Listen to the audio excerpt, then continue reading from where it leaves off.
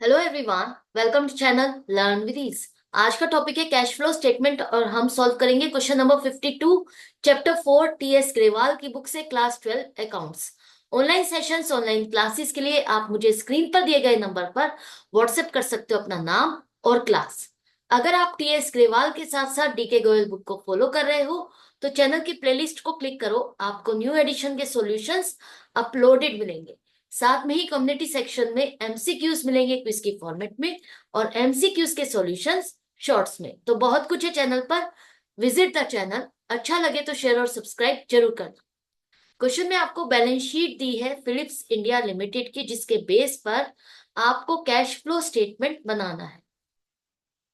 तो सबसे पहले ऑपरेटिंग एक्टिविटी के लिए हमें चाहिए net profit before tax and extraordinary item. वो कहाँ मिलेगा आपको? यहाँ जो रिजर्व्स एंड सरप्लस दिया है, इसकी डिटेल आपको नोट्स टू अकाउंट में चेक करनी है, जहां पर सरप्लस का बैलेंस दिया आपको 2,04,000। ये अब तक का कंपनी ने जितना भी प्रॉफिट अर्न किया है वो है 2,04,000। तो इस साल के प्रॉफिट को निकालने के लिए आपको current year minus previous year करना होगा, तब आपके पास इस साल का प्रॉफिट आ जाएगा 36,000।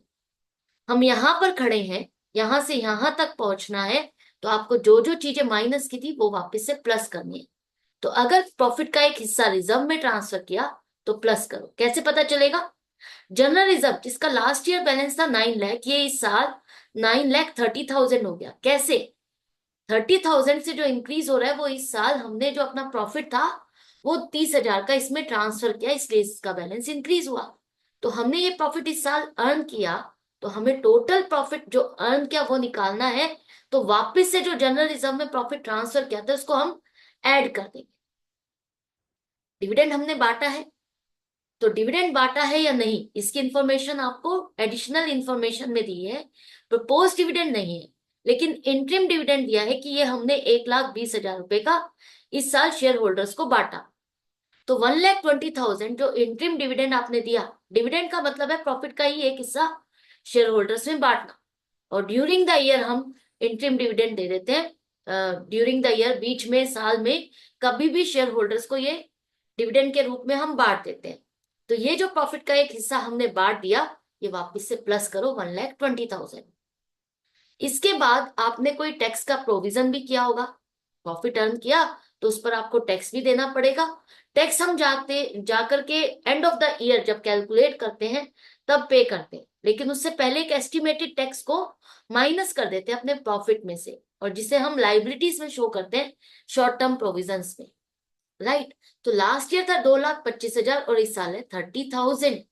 इतना डिक्रीज हो गया, इतना डिफरेंस।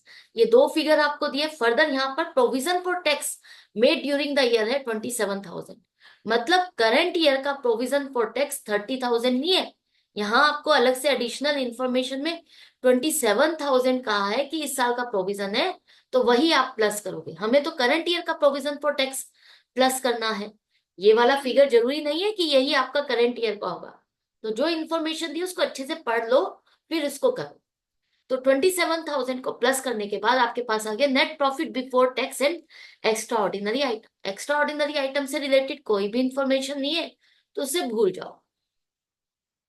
अब इसके बाद हमें जो फर्स्ट स्टेप है वो आपके पास आ गया नेट प्रॉफिट 2,13,000।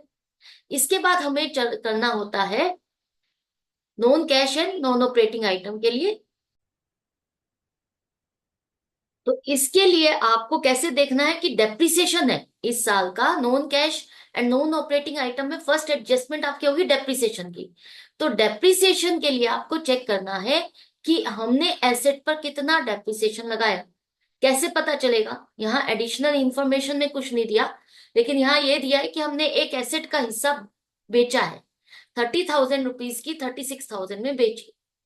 राइट? और यहाँ अगर आप इसका बैलेंस देखते हो तो वो डिक्रीज भी हो रहा है।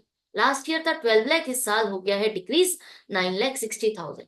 तो इसका मतलब यहाँ पर हमने या तो एसेट को बेचा या उस पर डेप्रिसिएशन लगाया, वही माइनस किया होगा। तो क्या हम इसको माइनस कर दे तो वो डेप्रिसिएशन मिल जाएगा? नहीं।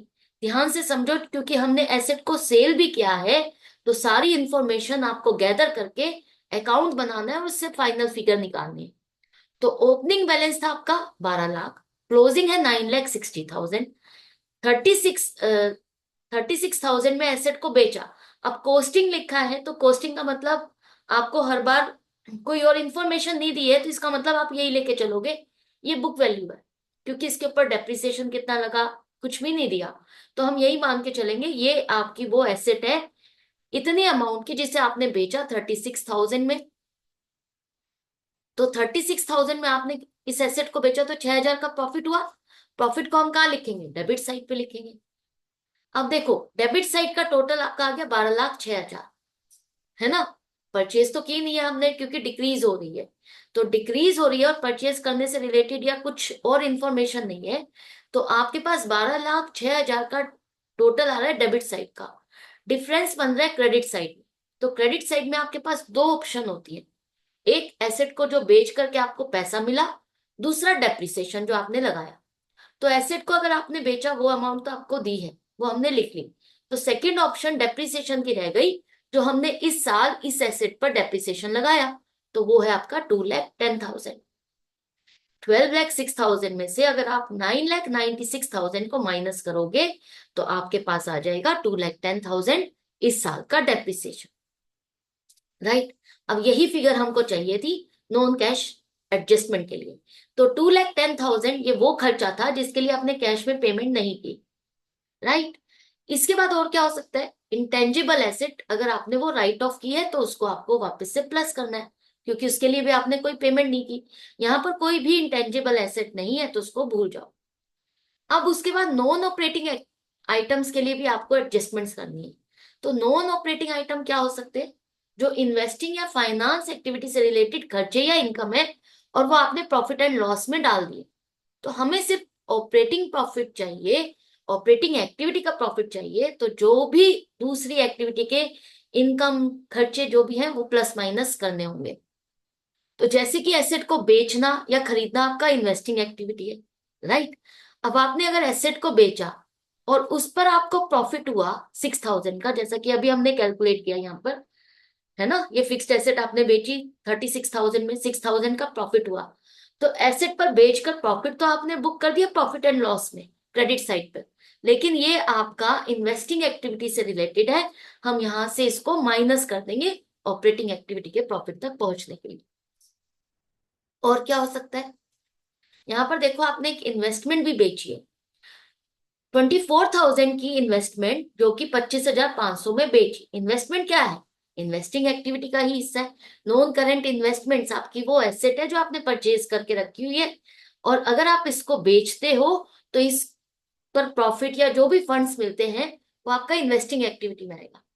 तो इस पर भी आपको प्रॉफिट हुआ, देखो 1,500 रुपए ज्यादा में आपने इसको बेचा, तो ये प्रॉफिट भी आपने प्रॉफिट एंड लॉस में डाला था, तो इसको भी हम यहां से हटा देंगे ऑपरेटिंग प्रॉफिट तक पहुंचने के लिए।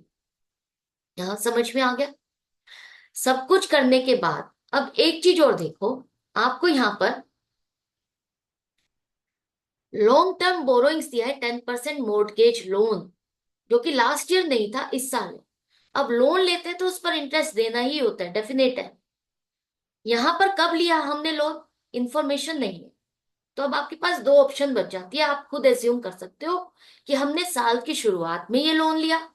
अगर साल की शुरुआत में लिया, in the beginning of the year लिया, तो आपको इस पर 10% इंटरेस्ट 81,000 रुपीज का यहाँ पर वापस से प्लस करना होगा, क्योंकि इंटरेस्ट देना लोन पर फाइनेंस एक्टिविटी का खर्चा है।